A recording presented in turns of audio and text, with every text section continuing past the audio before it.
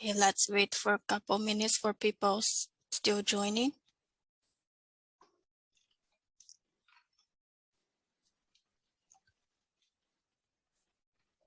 Okay, we are about to start. Good morning, good afternoon, and good evening, depending on where you are.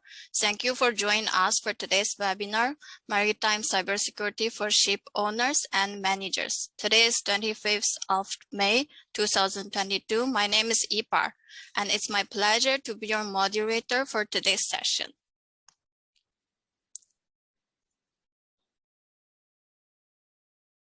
My name is Richa. Just a second. And I welcome you all on behalf of Varuna Marine Services. Before we begin, let me get through key important information which will help you get most out of today's webinar. This webinar will run for about an hour, where we have kept the last 15 minutes for the Q&A session. Please note that this webinar will be recorded and we will redirect you to all the recordings and the materials after the webinar. You can send in your queries anytime during the presentation from your Zoom control panel. The panelists will collectively answer them during the Q&A session. Any questions, however, if we do not address, will be addressed in writing within a week. So now we value your opinion very much. So during the course of the webinar, we will certainly find some time for one poll or two. Now, what is next? The next part is to meet our panelists. Here, I would like Ipa to introduce them to our audience. Okay, now I would like to introduce our three panelists for today, the cybersecurity expert who will provide some thoughts and action for us today.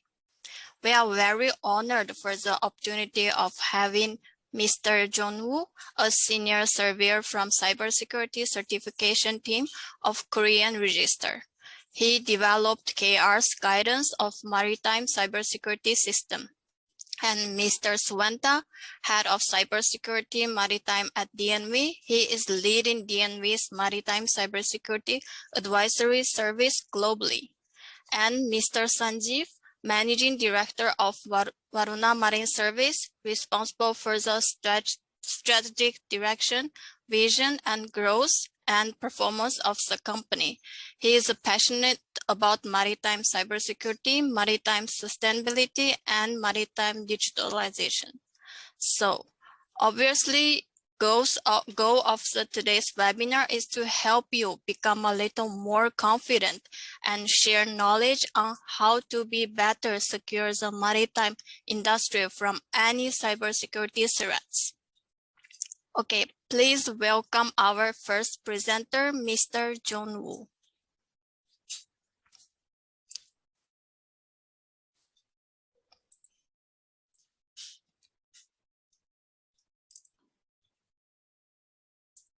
Good morning, everyone. I'm Jong-wan, the senior surveyor in the Korea Register. I survey the cybersecurity management system of the company and the ship. Also, I am Korean Register's member of IAC's cybersecurity panel. Before starting my presentation, I'd like to thank the Varuna Marine Service for giving me a chance to present today. In this webinar, I will present state of maritime cybersecurity and briefly introduce IAC's cybersecurity new URs. As we all know, from 2017 to 2021, all four major shipping companies have been hit by cyber attacks such as ransomware and the malwares. In addition, there are some reports showing onboard IT and OT systems of the ship have been troubled by the cyber attack. To respond to cyber threat in maritime industry, many stakeholders have provided guidelines to protect the ship from the cyber attack. The most representative organization is DIMCO. They published guidelines on cybersecurity on board the ship. In 2017, IMO approved the guidelines on maritime cyber risk management and adopted the resolution MSC 42898. According to this resolution, more than 22 administrations, such as USCG, Marshall Islands, Germany, have asked the shipping companies cyber risk management of the ship. IACS have developed cybersecurity guidelines and published the new news in this April.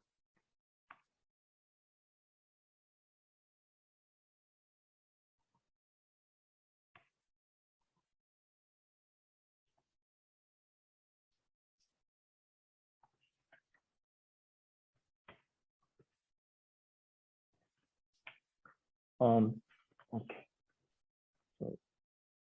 This is the IMO guidelines and regulations. I think you all know. And this is the list of the organization who requires the cyber risk management as the mandatory. And especially USCG published the work instruction for the cyber risk management for their inspectors.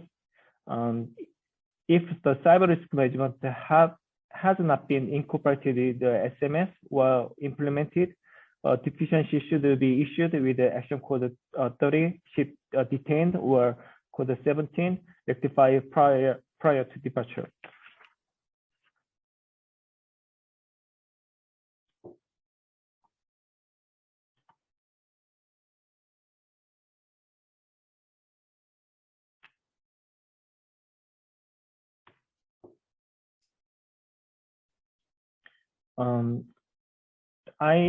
The BIMCO published the first of their guidelines, and also the Korean Register provided the DOC and SMC checklist for the cyber risk management to the client to support their preparing of the ISM audit.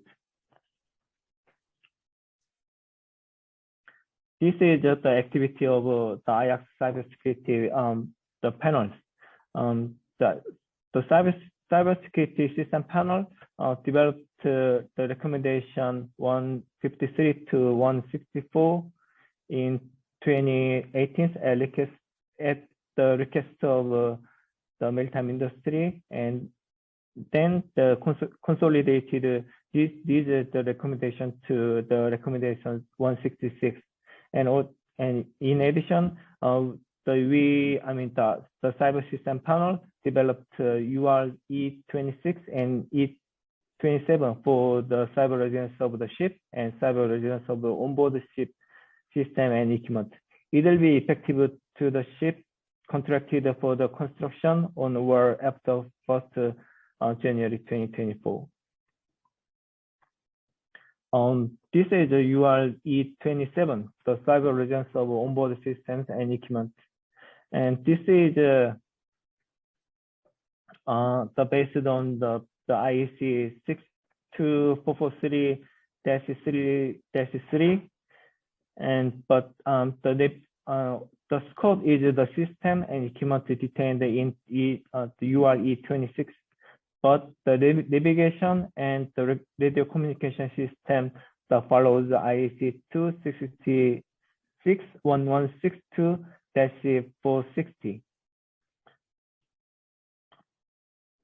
For all the computer-based system onboard the ship, 31 requirements are applied, and the 10 additional requirements is added to the CBS with the network communication system to untrusted network like the internet. The scope of the UR-E26 operation technology system onboard the ship. It can be computer-based system, in propulsion system, or the steering system, and so on. And any IT system connected to the operation technology.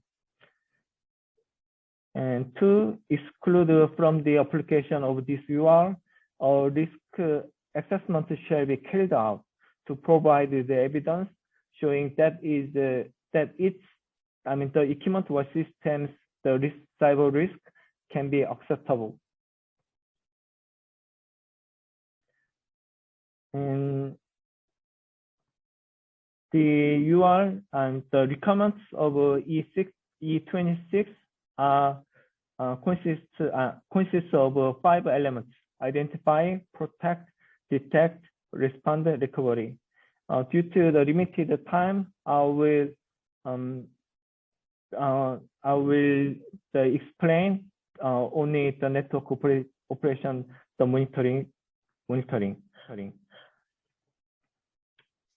As you know, cyber attacks are becoming increasingly sophisticated. So detect and respond the abnormality of network of the system in time, we need a network monitoring system. So IAX requires the ship network monitoring system. Network shall be continuously monitored, and alarm shall be generated if malfunction or reduced degraded capacity occurs. The network monitoring system should have those functions: monitoring and protection against excessive traffic, and network connection, and device management activities. The network operating system should be qualified by the supplier for the respective computer-based system. Also, the network monitoring system should not affect the ship's operation. This is the example of a network monitoring system. The KR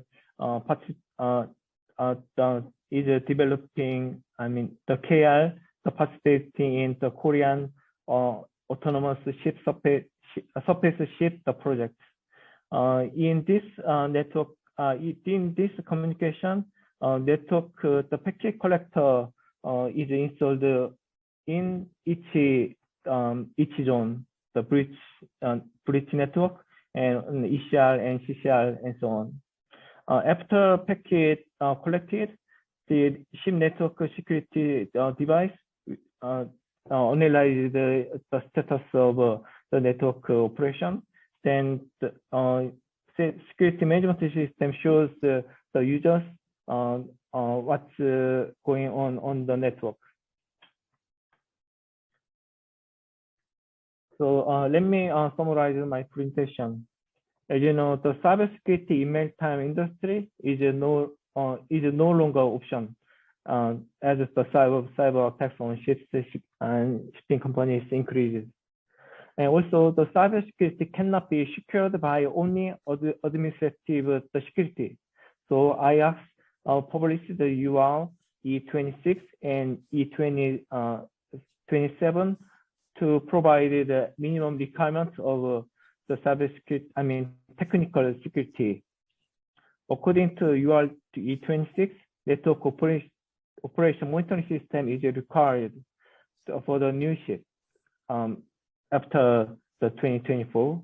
And also KR is conducting the project to develop the network operating system and verify it through the CAS project. That's all what I got today. Thank you. Okay, thanks, Mr. Jong-Hoo, for sharing such an insightful information. We'll welcome everyone who just joined in. Please type your questions. Our panelists will address them during the Q&A session.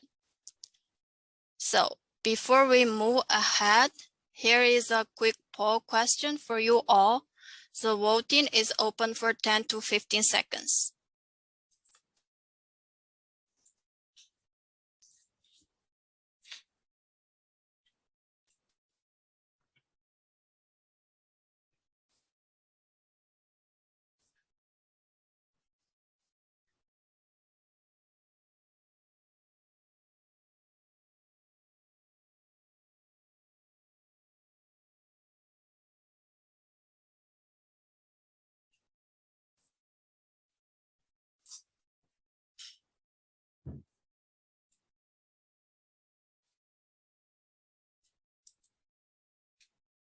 Okay, now we welcome our second presenter, Mr. Swenta. Over to you. Thank you so much. Looking forward to this. Thank you for joining this webinar today. I will try to move on to my next slide. Yes, okay, we go right away. I wanted to talk a little bit more. First of all, thank you so much, Mr. Yong-Woo. I think it was an excellent introduction to both IACS and other stakeholder demands that have been growing over the last couple of years. I would want to give you a little bit of also perspective on how we have experienced within DNV the progress of implementation of cybersecurity into the maritime domain. When I started back in 2014 on this project, I had to do a lot of convincing that this was actually a topic to take serious also in the maritime industry. Back then, it was many times it was rather regarded as something fictional or something only applicable for more complicated onshore facilities.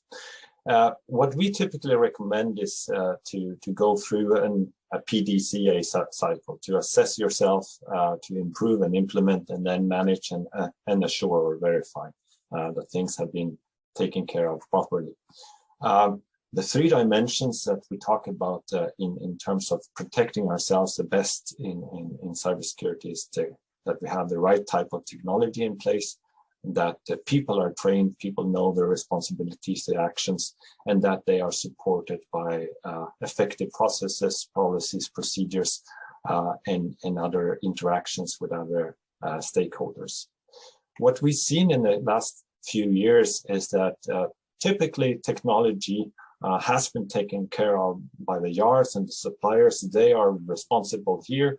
This is a high need for them to take care of the technology to make sure that it is properly secured.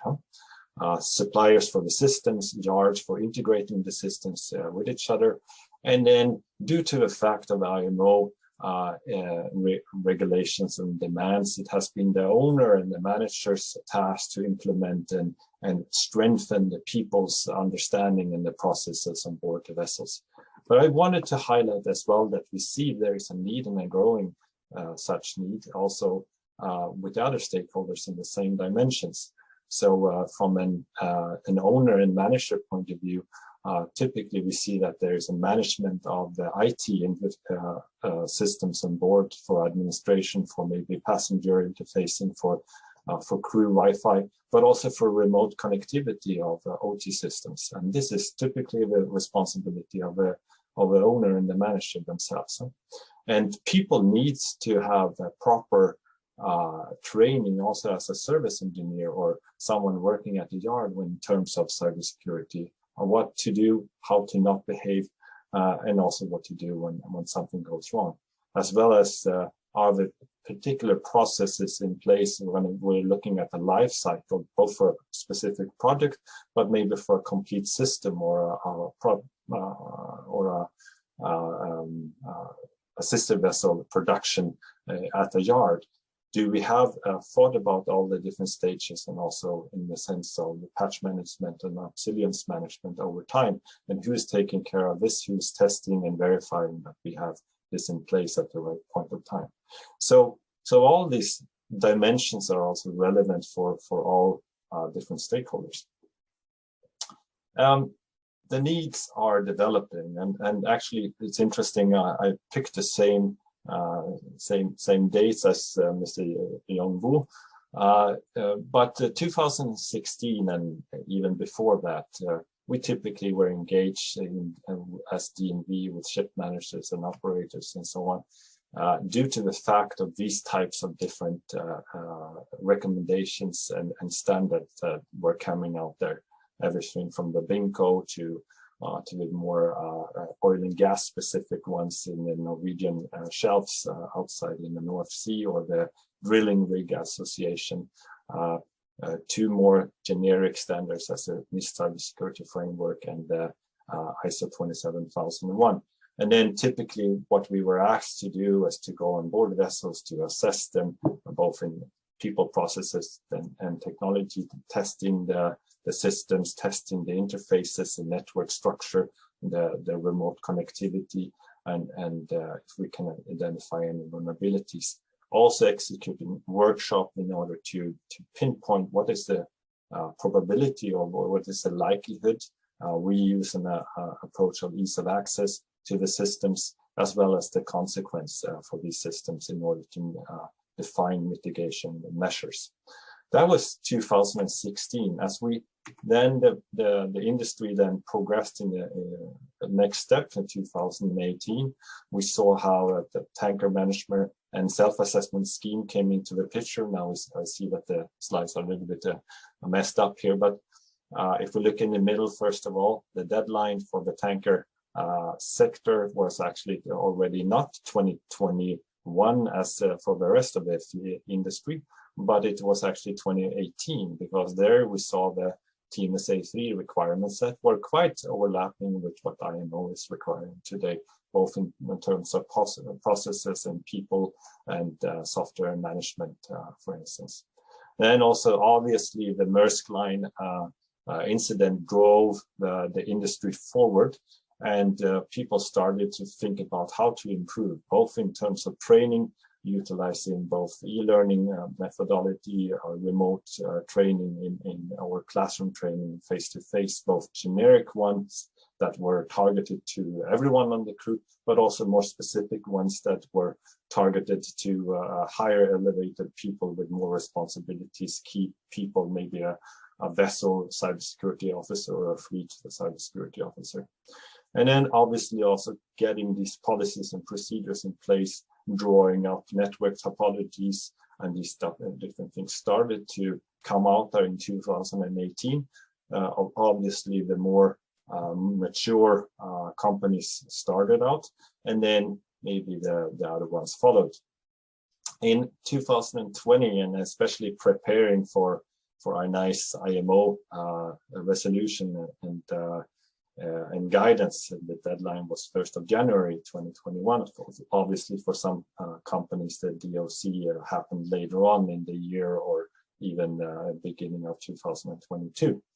But here, it was actually more and more of the demands was rather checking, it's not just that we have done our homework in sense of assessing and we have some documentation in place, but do we actually live up to this? Is it actually possible to implement this on a day-to-day business? So we were asked many times to facilitate workshops in order to find the right people, who is responsible for it, who is going to take over the system ownership role, and how do we actually handle an incident in case something happens. So executing these types of incident response exercises, or rolling out surveys of how well have this training actually taken place. Is it also aligned towards my own management system and my own demands? And has it been absorbed by the crew in the way that they really need it in order to operate the management system as required by IMO?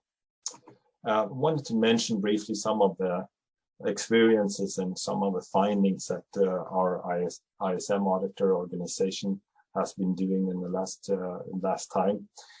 Some of the deficits that are still out there is that we see that many times these types of management systems for the vessels are too much of an IT focus. They're too technical for the ordinary crew on board.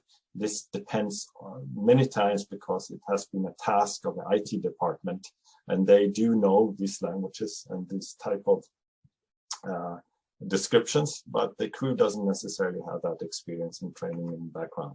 So it's difficult to understand it for them. Gap assessments have not necessarily been used in very effectively. There are still gaps and holes, and people,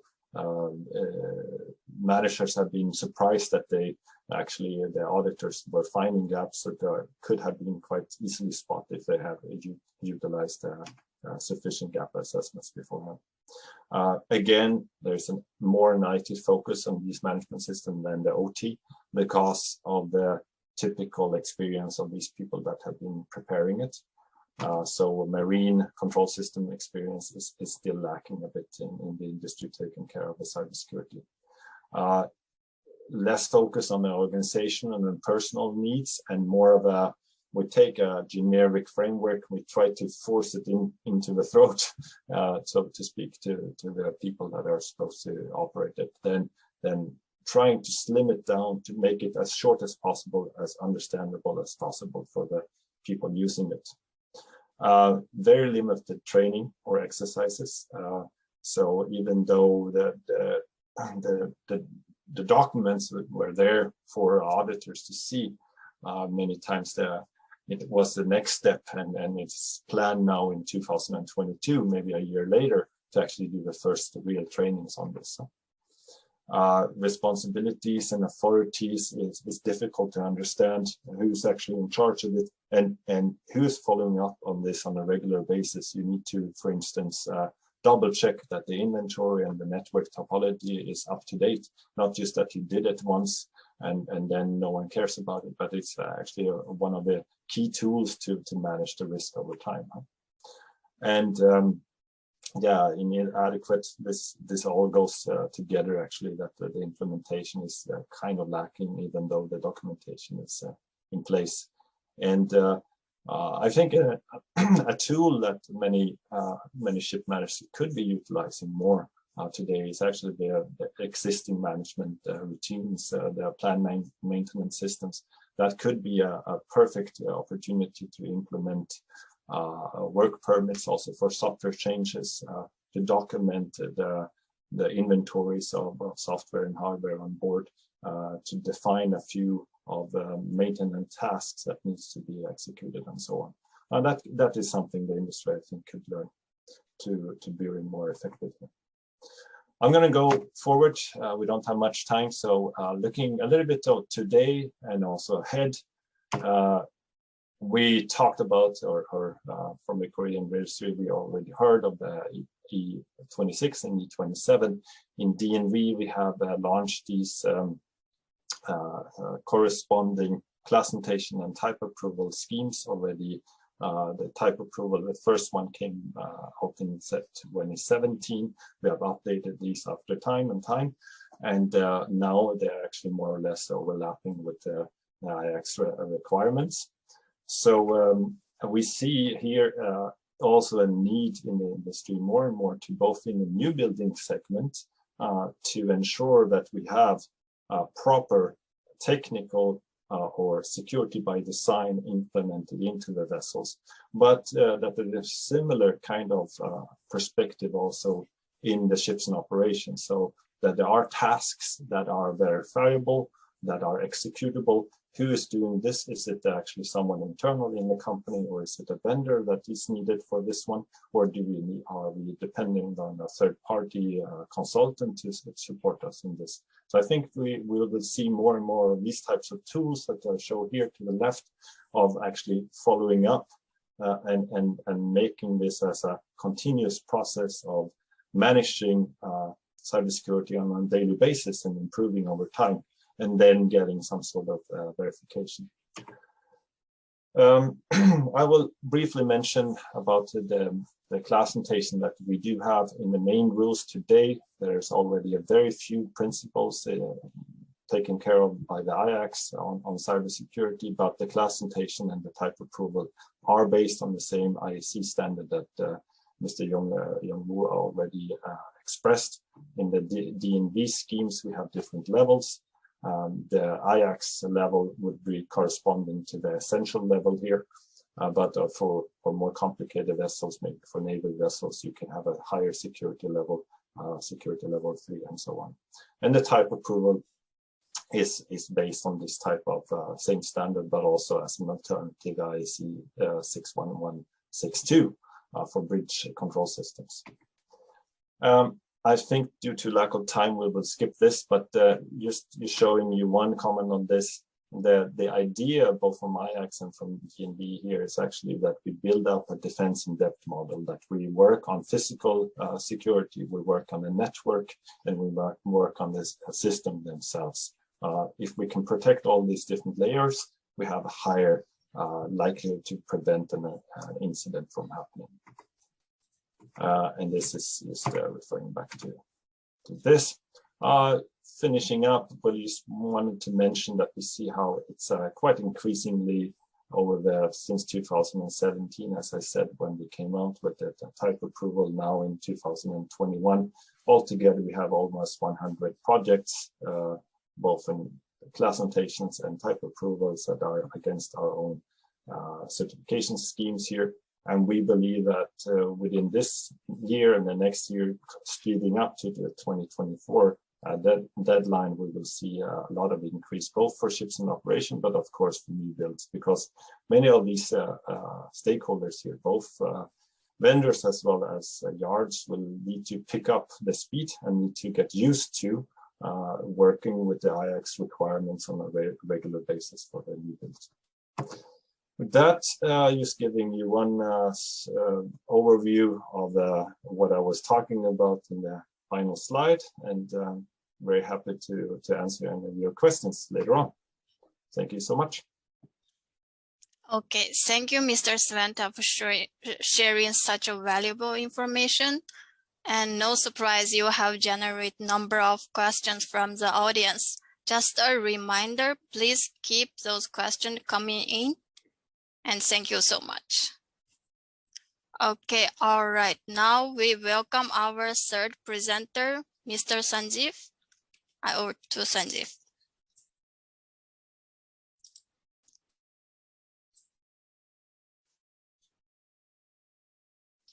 Sir, Sanjeev, you're on mute. Always happens. Sorry. Welcome. Thank you so much, Ipa, for inviting me, and Mr. Jongu and Mr. Svante for joining us. I think it's quite an insightful discussion whereby we get to learn more from the classification societies, how the cybersecurity landscape has evolved and where it is going. And it is very critical to know that IX is working at the forefront of it and bringing those advanced cybersecurity concepts into regulations, binding it into the regulations as we go forward. So today, as Varuna Marine and CyberWaves, our sister company, together we have been engaged in this for last 5 years almost, and we are working with ship owners who are in the forefront of the cybersecurity defense. And we want to bring and share with you some insights as to what was our experience as service suppliers, how when we talk to ship owners, what we see, and in terms of readiness, in terms of their ambition to implement a robust cybersecurity framework, and obviously the challenges that we see. So going forward, again, this is a slide just to reflect upon the incident that has happened in shipping, and these are the incidents that were reported. And it is often said many of the incidents are never reported. So it really focuses the risk that the cybersecurity is a real threat, and it is increasingly becoming more significant to the business model of ship owners and managers as we go into the world of connected ships. And this is the standard guidance from NIST, from BIMCO, from IX, whereby the process to be followed, I think Mr. Jongu and Mr. Svante has touched upon it. This is the cycle that every company follows, whether you have a simple few pager of cybersecurity manual, or if you have a fully detailed version of your cybersecurity manual. And our experience is really about how detailed and how detailed process that has evolved within the company. Was it done purely for compliance with IMO MSC 428, or was it done out of the risk that owners actually see to their business model? And we see quite a lot of variance in the scale from a policy which was done mere for the compliance and paperwork to a policy where business models actually depend upon that. And I'll be talking in future slides. So the risk assessment is definitely, we go from intent to opportunity, and then you have the residual risk, which is what we address. And some of the challenges with the existing solution, it is important to reflect upon that, because firewalls has been a traditional way of securing any network and devices.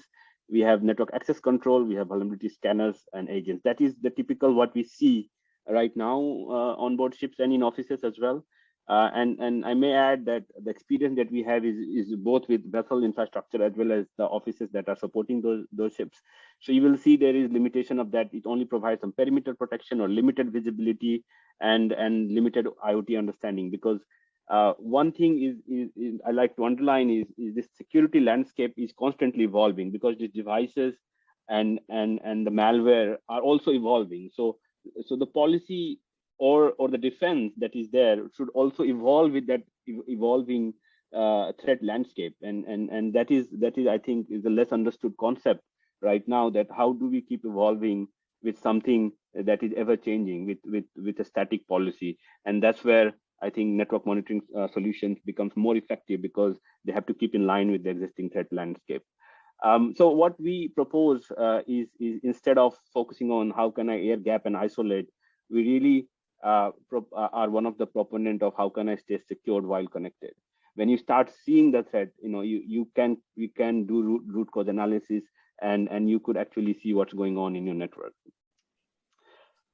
Just an overview from a vessel perspective, that how many different types of network that exist on a top level. You have navigation network, you have propulsion and steering, power, ballast, IT and crew welfare, which is very important component nowadays, with VSAT becoming available widely on board ships, and of course the cargo management being very critical.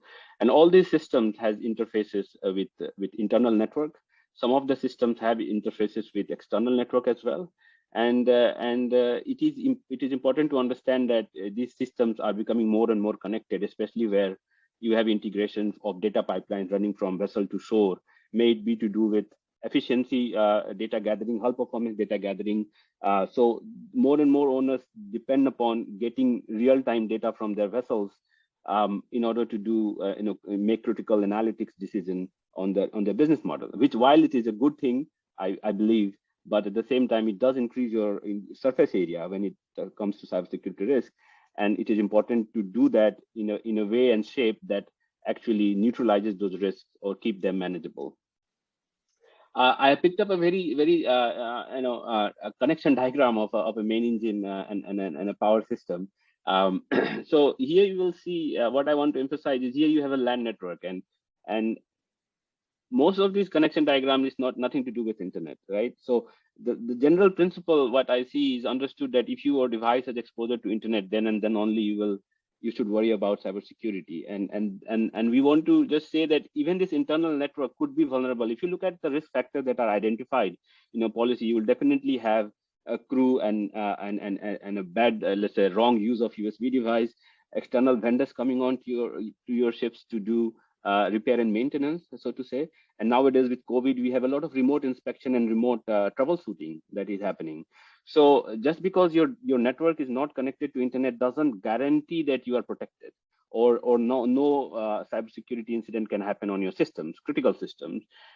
So just an air gap network is not a foolproof guarantee of protection. Here you can see there is a LAN network connecting the ECRPC to the MS console and the generator console, and this is coming from leading manufacturer like MAN. So you can imagine these networks are quite is accessible within the vessel to devices and in a way. And if you do not keep an eye on this network, it simply means that when an incident does happen, you will have no idea of how to do the root cause analysis for those systems. And that's why I think it's important to see what's happening in terms of monitoring these devices and in order to do the root cause analysis. Now, here I have a picture from one of our engineers. So what we are doing is very often we go, for existing ships, the challenge that we face on the ground is owners have simply no network map. And then we talk about how are we going to monitor your network. So the solution that we have developed is basically sending our network engineer on board ships. The initial challenge is to develop a network map, and after trying multiple methods to develop an accurate network map of a ship and its equipment, we heavily rely on collecting PCAP data, packet capture data from your switches by port mirroring, and then we put it in the algorithm to create a network map, and that gives us the device footprint, that gives us the full overview of your firewall positioning, your whole network design, and that is very instrumental. Even if you have written in a policy, for example, that our crew and business network is segregated, right? And if you have no digital network diagram, there is no way to say for certain that your networks are actually segregated and there are no overlays and overlinks between those critical networks. So we have managed to actually find this solution whereby we could draw a network map for an existing ship. Of course, for the new build, the story is different because IX is implementing this stringent requirement, and maybe yards would start complying to it, as Mr. Jongu and Mr. Savente pointed out. And it would be far easier to implement any monitoring solution or any cybersecurity defense on those ships. But it's a reality that existing ship will also be trading for next good 5 to 10 to 15 years, and we do need to have some sort of strategy as to how to deal with them. Now, this is a sample network map that what we when we have those data captured from those backbone switches, what we get out of the network map. And very often this network map reveals quite a lot of insight into the written policies gaps, so to say. We have seen cases where the firewall was just not doing anything within the network.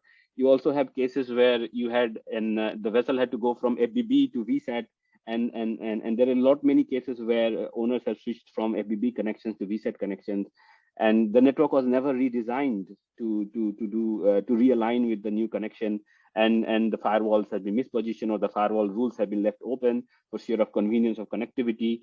And of course, we also see things like Windows 7 running on very many PCs, even though we all know that Microsoft has stopped supporting Windows 7 a long time ago. So even the older viruses could be quite detrimental to the system and operating system which are still running older system. It's not that I wouldn't want to say that you have to replace the Windows 7, because there can be cases where Windows 7 is necessary because of the design and architecture of the equipment. But you could, once you start seeing it, you could actually protect it by giving the protection mechanism that is needed to protect those older systems. So what we do is basically it is an nuanced version of what Mr. Chungu presented in terms of the network monitoring and PCAP analysis. So you will see on the left we have the Purdue model basically representing the OT layers. So the operational technology. On the right hand side we have the IT layer.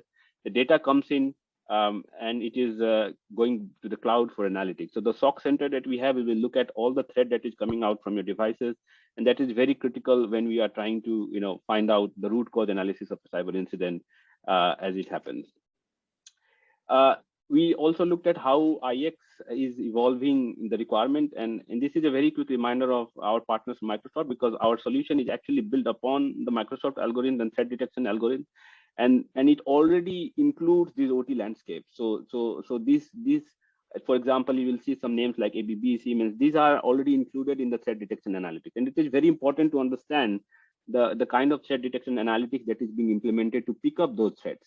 And the discussion is obviously now with very many marine manufacturers to also be a part of that ecosystem, so that if there are vulnerabilities associated with your equipment, that could be picked up and patched rather than swept under the carpet, so to say. So in a way, we are implementing this 24/7 monitoring solutions, and it is based upon, of course, the Microsoft threat detection analytics. But we do have some custom algorithms built upon that, because Microsoft covers the major brands, and some of the, let's say, marine specific brands are not covered. That's where we will have to generate custom analytics and feed it into the diagram. Very quickly, I think I'm running out of time, so I'll try to rush through the rest of the slide. This is the deployment model, and what you see here is the sensor, what we put on board the. So the sensor is fairly standard 19-inch rack-mounted sensor, and all the network devices that you want to connect it would be done through Ethernet cables and the backbone switch, port mirroring, so to say, or you can put a tap or a NetFlow device. Once it is done, we fairly get a question that how is the data consumption on such network monitoring. So we can tell you from experience that the data actually is about in KBs as we go from full network monitoring, because much of the churning happens on the sensor on the vessel. So your data, it's not data heavy exercise to do. And what happens in the end is you will see the threat in the cloud analytics platform. You will see all your L2, L3 level traffic. You will see all the top alerts that are coming in, and your network health. So network health is pretty important, because if you have a baseline of what is happening in your network, then you also know what is abnormal in your network. For example, if suddenly somebody is trying to scan your ports or scan your network for whatever gaps or open ports, you will see that scan is being happening, and all those things will be actually pointed out. And the asset that we are trying to keep, we see in the industry right now, most of these assets are on Excel sheets. So we could actually, in this, we'll also have all the access digital, all the MAC address and the host names actually pointed out. If you go further down into that internal IP, you will also see a device, more details, if any open alerts on that particular device. And that these are the logs that are very critical when you are actually doing the root cause analysis of an active incident or an incident that may have happened, and very helpful in the recovery as well. So you have this network map, which is again live. So all incoming and outgoing traffic are monitored. So nothing in your network will happen which will not have a footprint. And that's why we call the visibility on the deck is fairly important. And this is the network topology, and the network topology would be live as well in terms of anything that changes in the network. You will be able to see any new device that is coming in or any device that leaves. You will be able to reconfigure your network topology.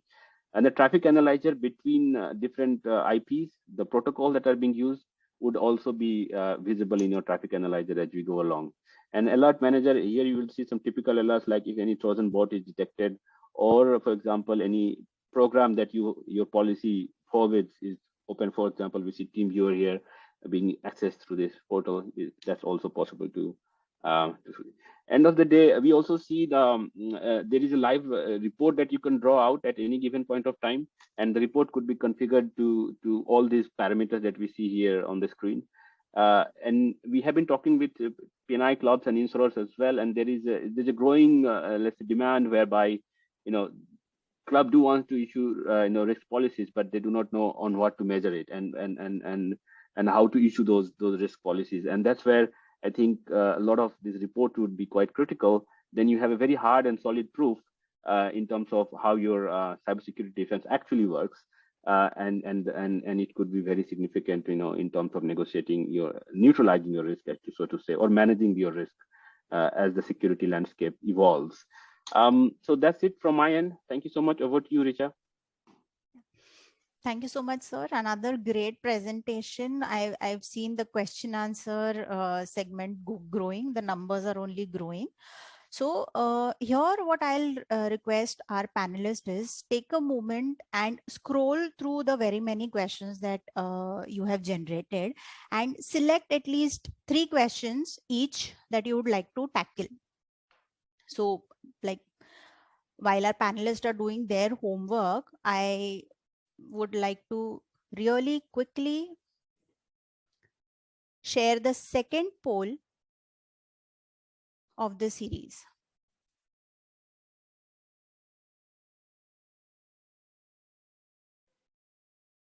Yeah. Please remember the poll is only for 15 seconds.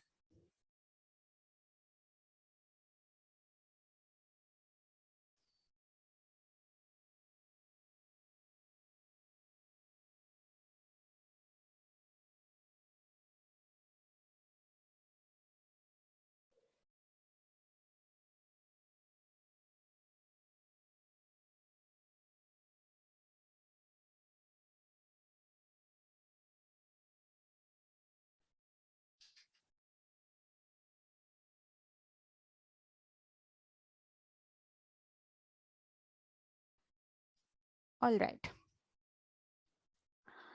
Now let's come back to our panelist.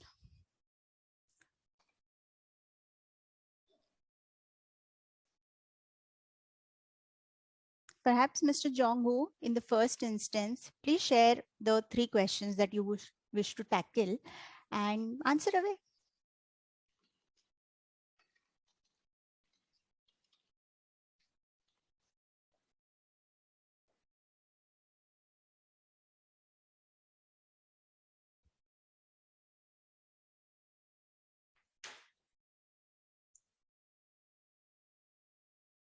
Sir, you're on mute.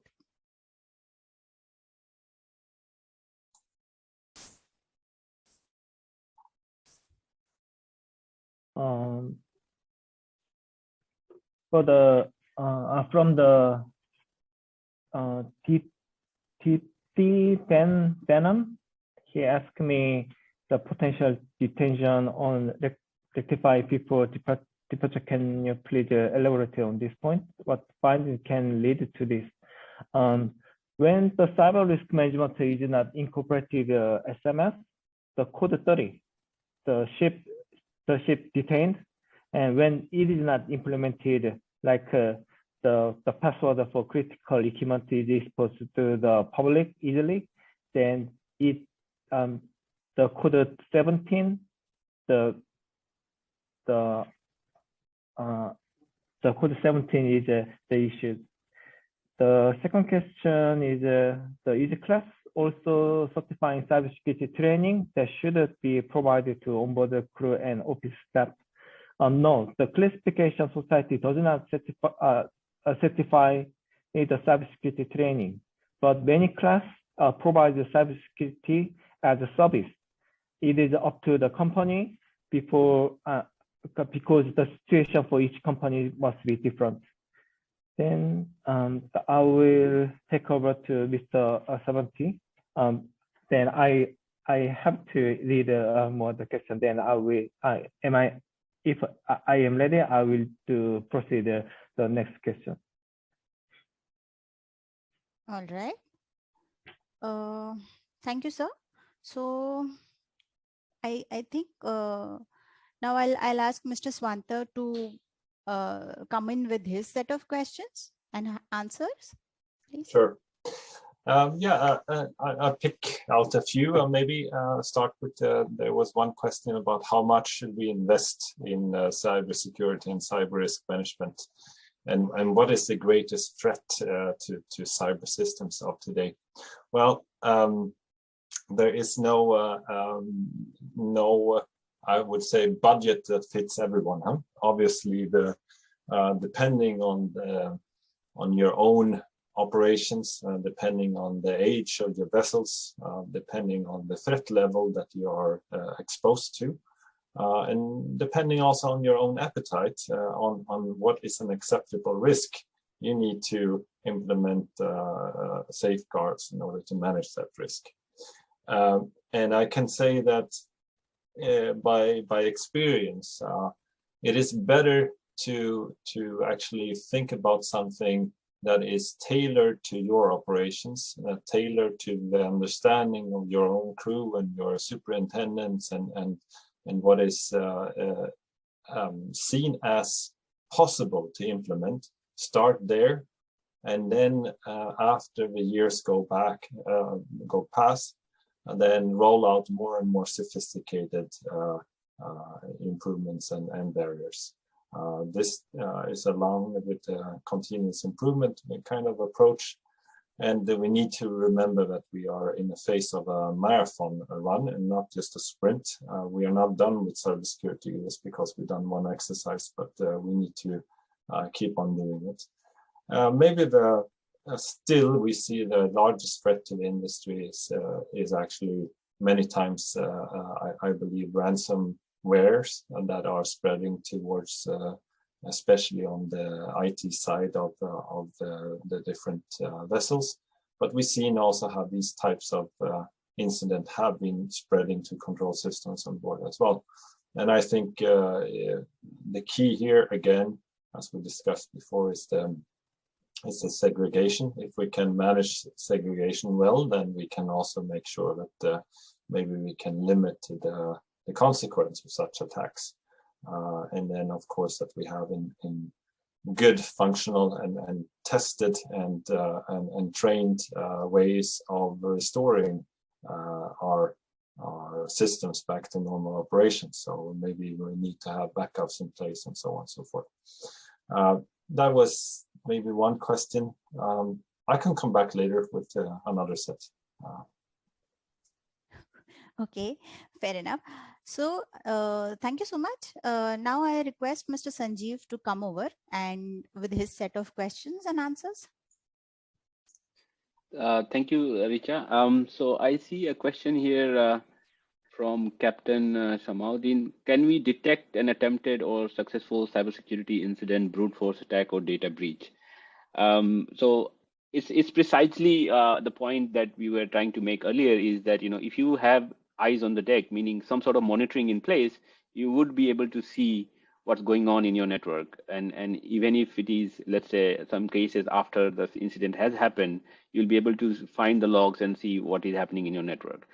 In an unmonitored network, what happens is, even if there is a 0-day attack, or if there is somebody who is actually being able to access your network, you will not be able to know until and unless there is a malfunction.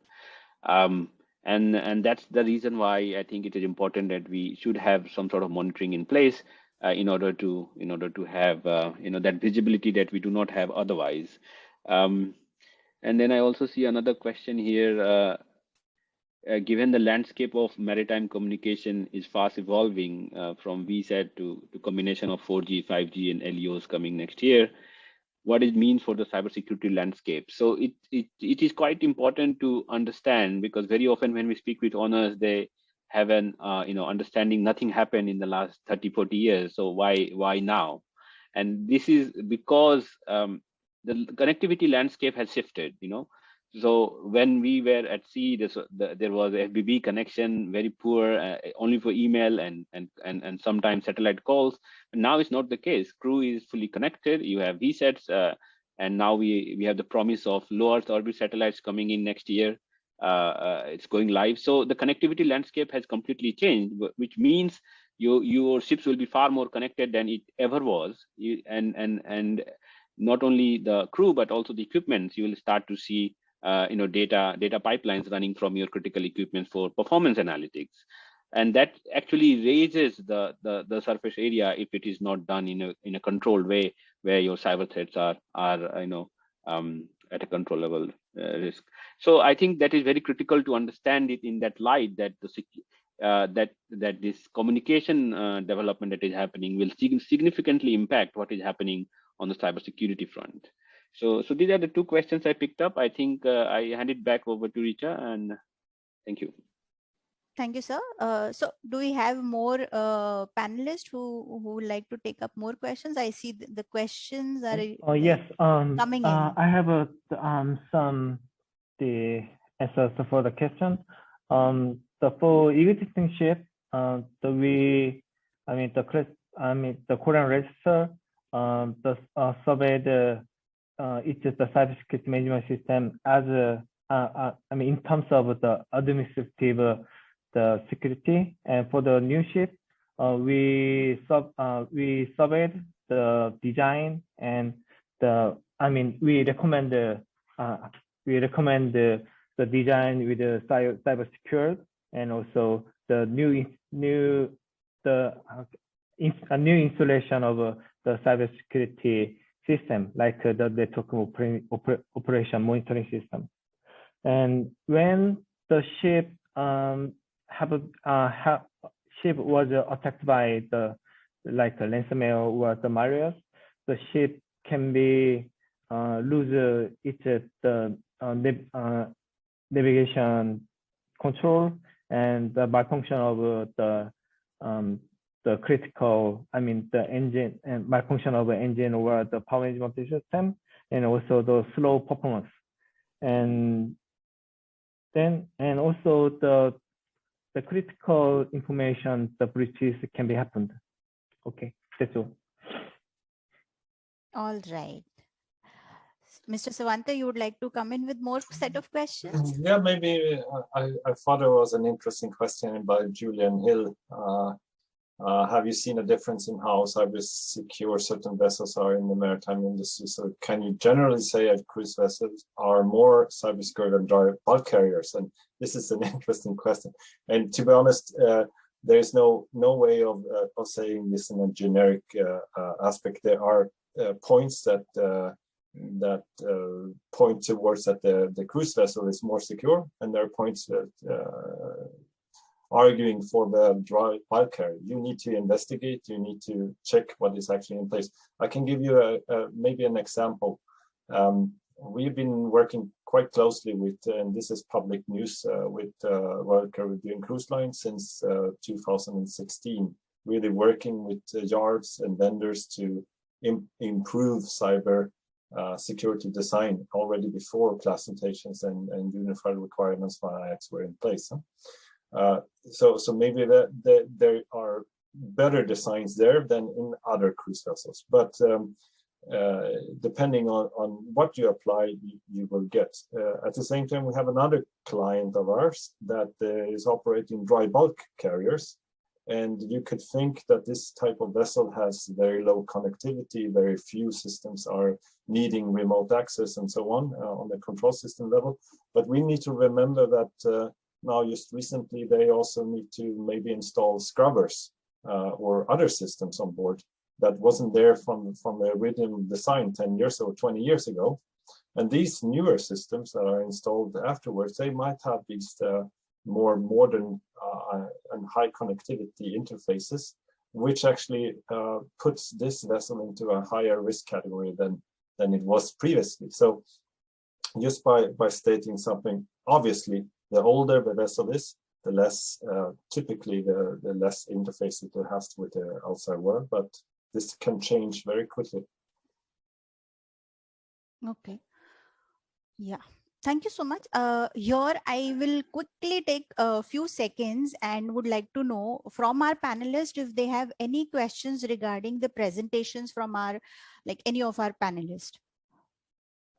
Maybe I can come in here, and I have heard very interestingly to Mr. Jongu and Mr. Savente, and given that they are from class, maybe I could put them on a spot a little bit and just ask a question here, because when I look at IX, what IX is doing in their panels and the way regulations are going, the focus seems to be on individual equipment and equipment manufacturers and the integrators and how it is integrated within a ship.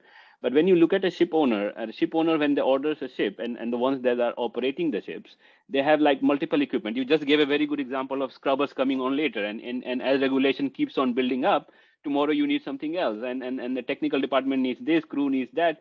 So what do you propose to owners? Because they will be ending up with let's say a buffet of equipment on board their ships from different manufacturers. So do you think there needs to be a unified? I mean, I do think in the long run, this is the way to go, where you are kind of neutralizing every single equipment, and then the ship overall would be perhaps more risk averse. But how do you see in the short term, whereby a ship is exposed to these equipments which may not meet the requirement? What owners should be actually doing in those cases in order to keep the risk at a manageable level? And the second part of the question is we see quite a lot of communication service providers having out-of-box solution. What is your experience with those solutions? Do you think they are let's say fit for purpose, or are there gaps that are left out for those out-of-box solutions? So if Mr. Savante and Mr. Jongu could just reflect some light, it would be very good for the audience, I think. Thank you.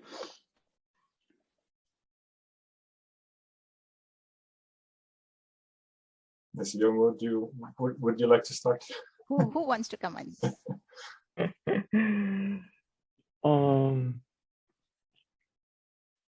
I'm sorry, please go ahead first. Then I will add my comment. Okay. Well, I think one key aspect is to really utilize management of change. If you look at both including new aspect like this scrubber that I mentioned before, or if it's a black box type of or new innovation system, we need to go back to the standards. We need to check are the principles, are the requirements implemented, are they fulfilled? But we need to be, in that sense, also as a ship manager or operator, this should be a part of the, I would say, purchasing requirements, huh? Not just looking at the functionality of the system and the cost of implementing this type of system, but also looking at the security aspects of it, huh? Asking the right questions and expecting the vendors in that sense, and also the integrator to provide evidence that they are actually they're providing a system that is secure, or at least so secure that you accept it for, or you can implement some mitigation measures. Huh? So I think maybe that gives the first answer to your question. Yeah. Yes. Adding to the comments of the servant, I do like to say the fundamental the guideline is to train the crews the cybersecurity training. I mean, especially the crew dealing with the critical equipment.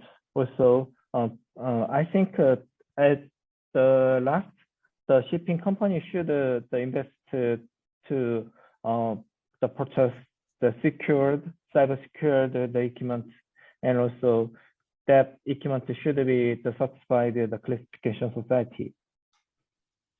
Yes, that's all, the first question.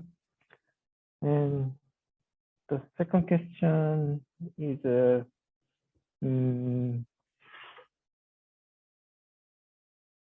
please go ahead. So maybe I can just repeat that. I was wondering, this out-of-box solution that we see, is it, have you got any experience of, because if you have already certified a ship that is, IMO MSC 428, you did the DOC audit, you did the certification, and there can be a ship, despite having those certification, they have some incident, which we know is possible, very much possible, given the limitations that we talked about in our presentation. What happens then? Would there be, let's say, like any other maritime incident, class is called in, flag is called in, the investigation happens. How does this work? Because you certified something as a class, and you knowingly said you had no choice, rather, because you have to go with the existing regulation, and we know that there are gaps left.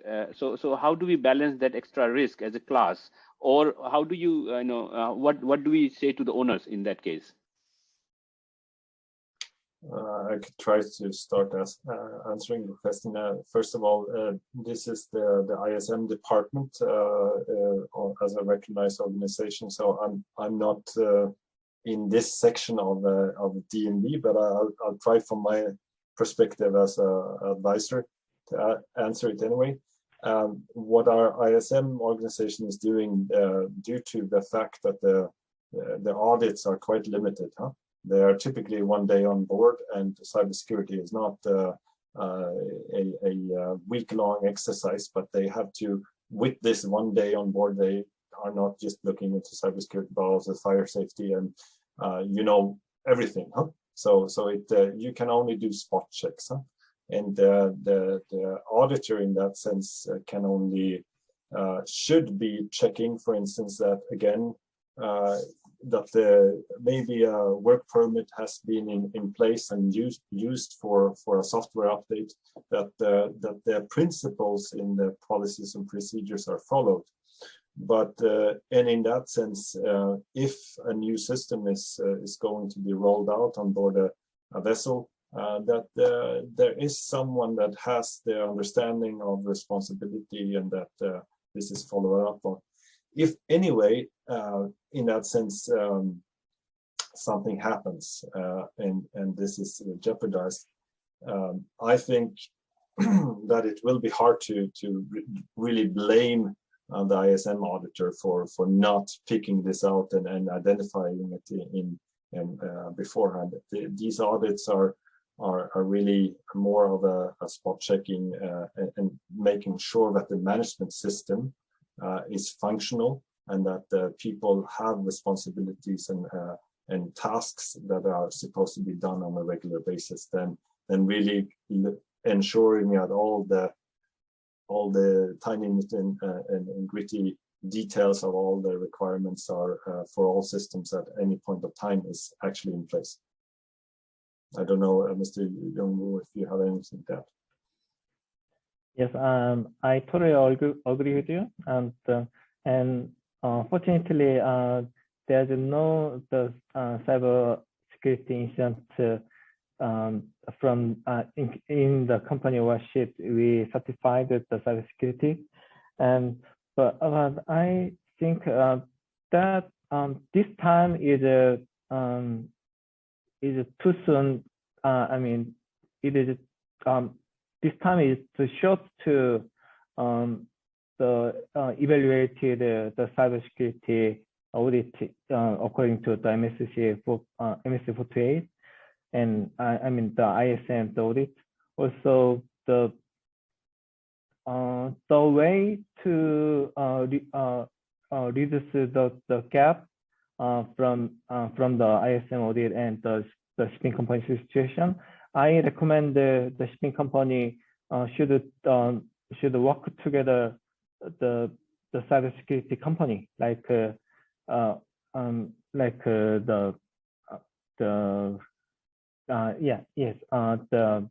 cybersecurity companies, and also the bonus marine service, like the network monitoring.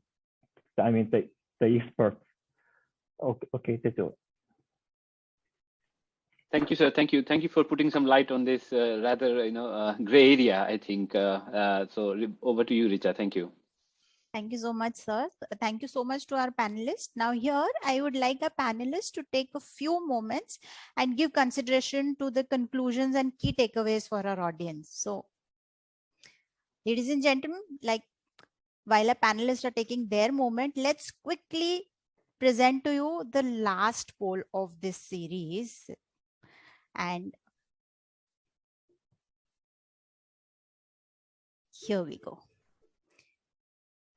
15 seconds, last 15 seconds of the poll.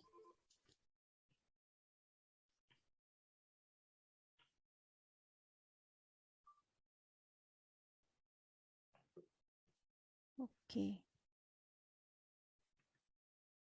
47% say yes. 55 say yes. All right.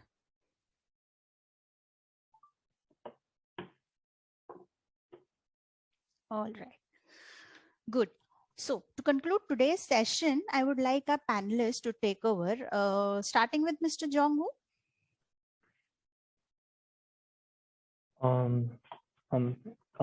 Thank you for attending this webinar, and I think we needed to have more the chance to share the experience and also our thoughts for the cybersecurity and maritime cybersecurity. Okay, thank you. Thank you so much, sir. Over to you, Mr. Swante. Yeah, I also thank you from my end. I think I really appreciate that we got so many different questions. Unfortunately, we weren't able to answer all of them. But this, I think this show all our presentations and also what I want to bring you as a last kind of reminder is that now I'm happy that we are in the situation we are in the maritime industry, that we finally have understood this is a multi-dimensional problem. We are not able to solve it completely today, but it's a marathon sprint in that sense. It's a marathon race. We need to take it step by step. Let's not get overwhelmed by it, but let's be methodical and looking for the low-hanging fruits first, and then we can implement and improve over time. I think it's great that we have both IMO and the IAX requirements coming into play, because that way we are looking into enhancing our security barriers, both in a people, process, and technology point of view. Thank you. Yeah, absolutely. Over to you, Mr. Sanjeev.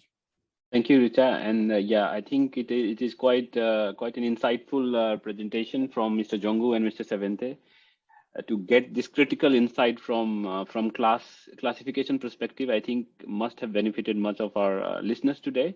And to conclude, I think as Mr. Savante pointed out, it is a marathon, and we need to involve all stakeholders at all levels to get the discussion started. I think the biggest worry is that it is a big unknown, and people are very where to start. The discussion itself. And the future business models will very largely depend upon how secure you are in terms of cyber risks. So it's not a matter of regulatory compliance only, because IMO can only do so much.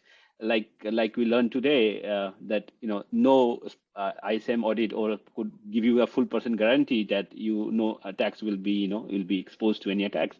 So it is really in hands of ship owners as to how you implement it within your organizational systems to be protected. And I think having visibility on the network is very important once your basics have been taken care of. So we are not saying you still need your antiviruses, you still need your firewalls, you still need those network segregation. Monitoring is once you have that infrastructure in place, what you see in that network. So if there are untoward calls, untoward programs, people trying to scan your network, you need to know those things. If there is a data being accessed, zero-day attacks, those things will start to show up.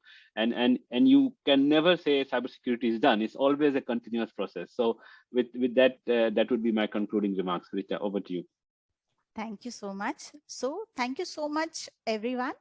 On behalf of Varuna Marine, I would like to thank everyone who has participated today. So if there is any services or any help needed, you can drop us an email at info@varunamarine.eu or marketing@varunamarine.eu, as it is shown in the screen. If you wish to know more about our service portfolio, please visit www.varunamarine.eu. Please do follow us.